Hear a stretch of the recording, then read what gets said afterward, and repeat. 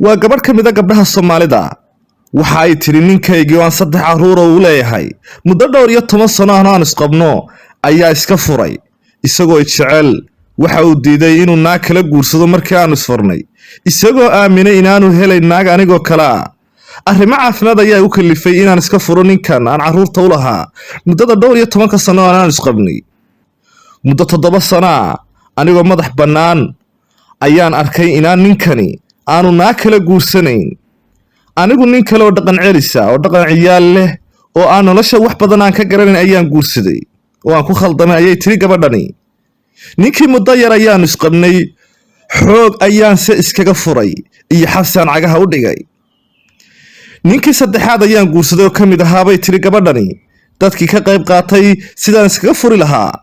ninkan oo hadday qaba ayaa falal argagax leh dib iyo rafaad madaxaagu diidaya igu haya ayay tiri gabadhan oo lagu magacaabo Safiya oo ku nool qaaradda Yurub. haddaba qisada gabadhan bilow ilaa dhammaad ayaynu barnaamijkeena maanta aynu ku qaadaynaa. ha yeeshee daawade gabadhani ayaa ah gabadh shirkado waaweyn ku leh magaalada Hargeysa caasimadda Soomaaliland. silica falalka argagaxa leh ee ku hayo ninkan ayaynu ku qaadaynaa daqiiqadaha barnaamijkeena. ha yeeshee daawade intaynaan barnaamijka u guda gelin haddaad channelkan ku cusub tahayna subscribe saar muuqaalkan like garee kusoo dhawaada barnaamijka.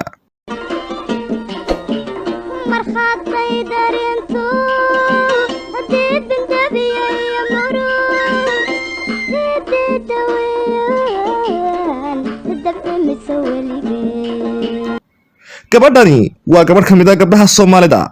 waxay tiri magacaygu waa Safiya waxaan ahay gabadh Soomaaliyeed oo ku nool qaaradda Yurub. waxaan in muddo isqabnay nin waxaana u dhalay bay tiri 3 caruur.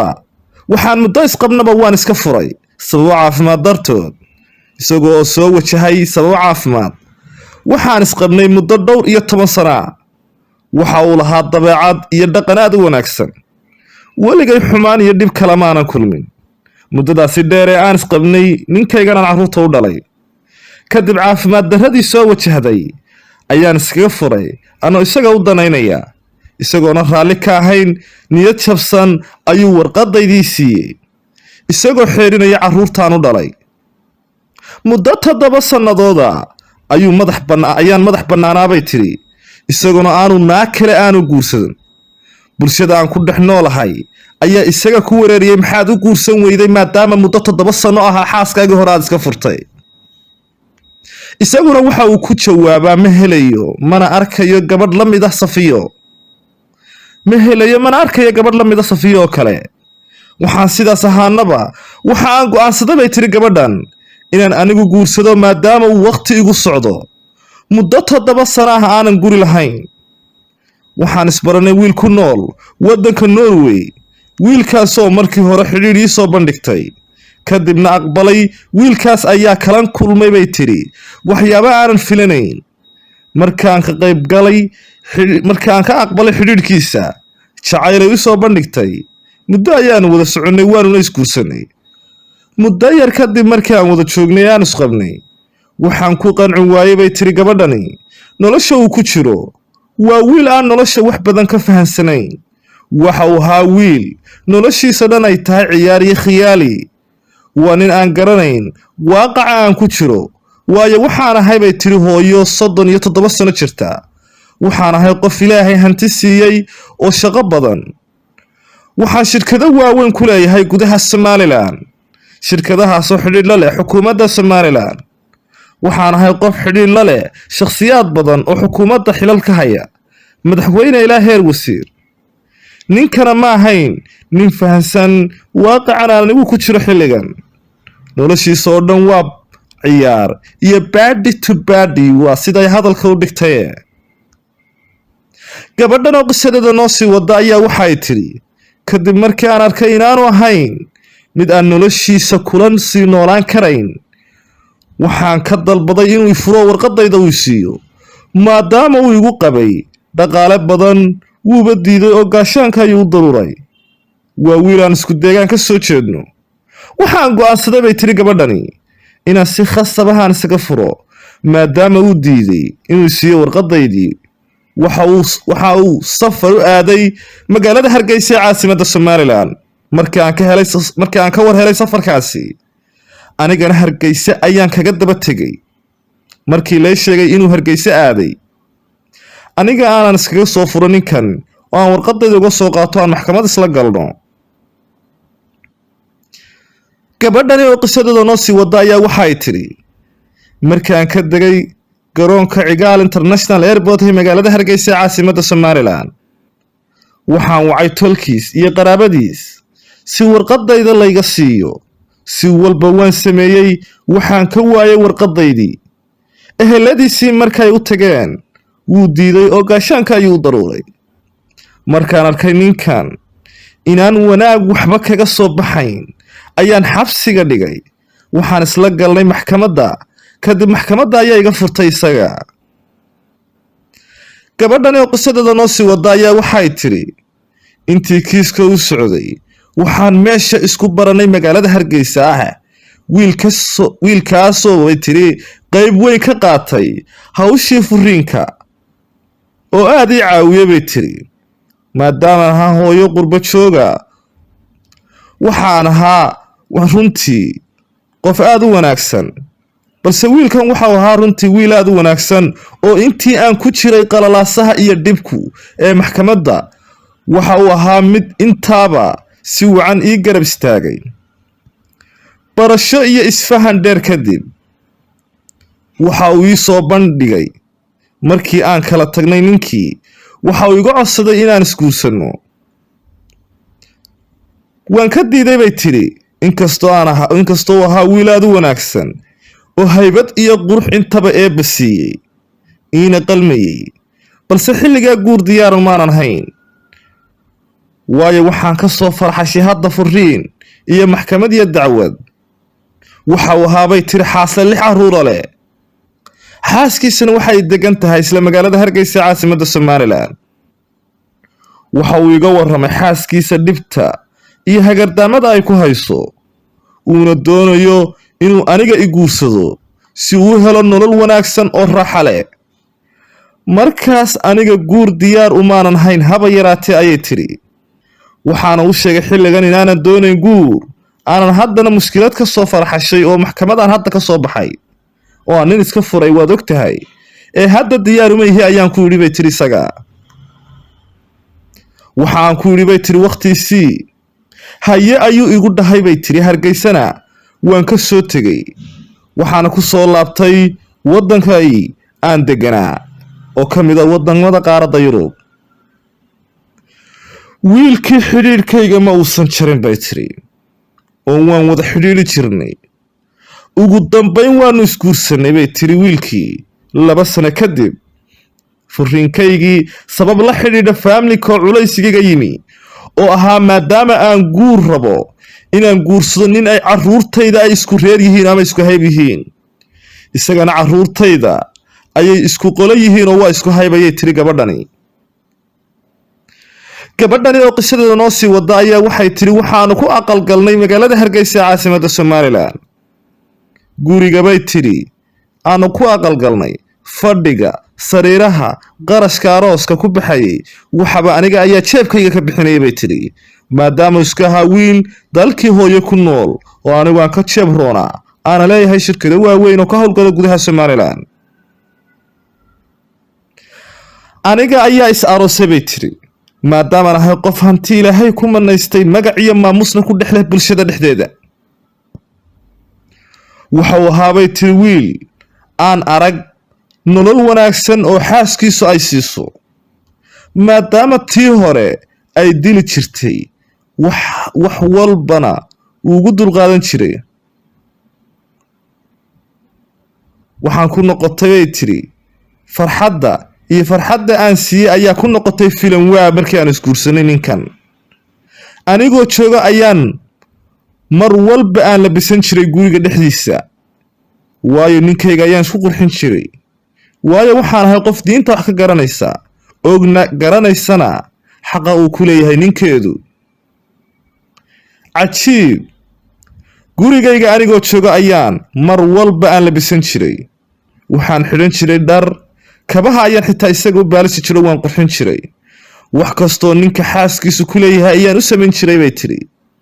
nolosha ayaa ku noqotay qaadan waa u filan waayey maadaama xaaskiisa aanu ku qabin in xaaskiisu ay isku qurxiso, kabaha u baalashto, u labisto iyadoo gurigooda ay joogaan.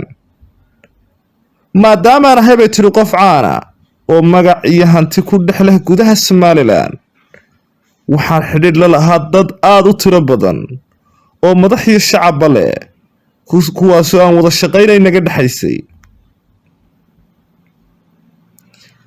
gabadhani oo qisadeeda noo sii wada ayaa waxay tiri dad badan ayaa soo wici jiray oo aan xidhiidh la lahaa anigu.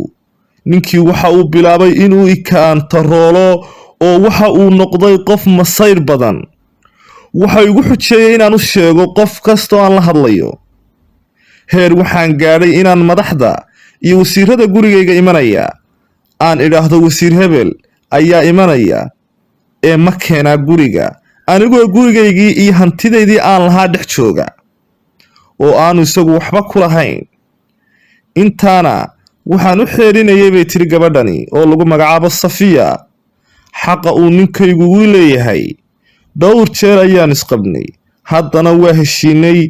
arrinkaa darteed waxaan ku soo laabtay qaaradda Yurub iyo waddankii aan deganaa.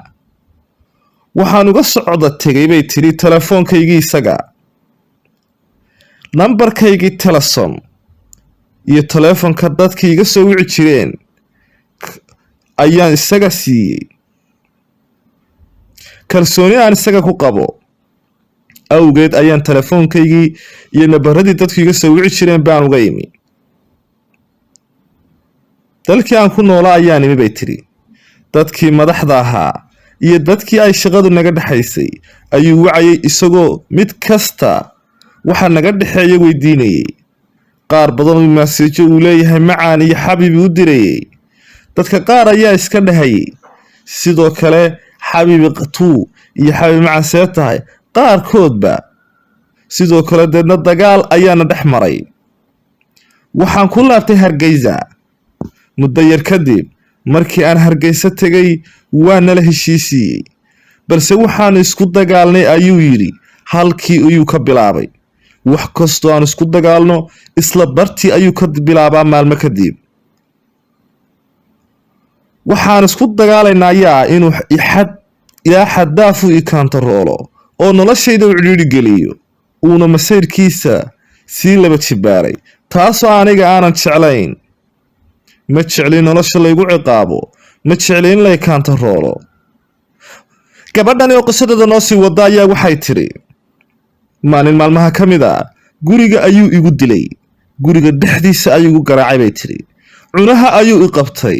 markii nafta iga bixi gaadhay ayaan talaakad ama tarmuus shaah madaxa kaga dhuftay oo iskaga furfuray. waa uu cararay bay tiri. naagtiisii 6 carruurta u lahayd ayuu 6 habeen ku maqnaa.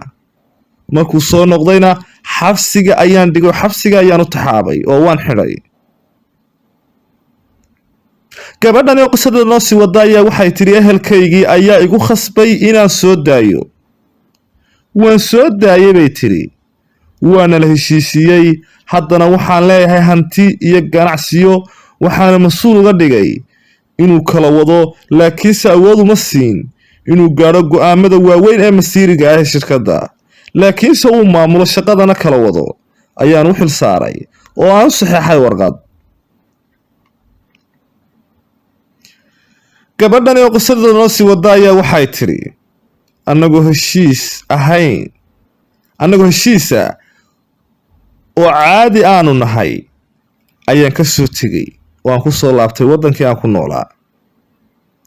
run ahaantii waxay tiri gabadhani Safiyo waa nin shaqo badan oo geesi ah, misna qurux badan bay tiri. anigana ii qalma run ahaantii. markii aan ka soo tegey ganacsigaygii horumar weyn ayuu gaadhsiiyey.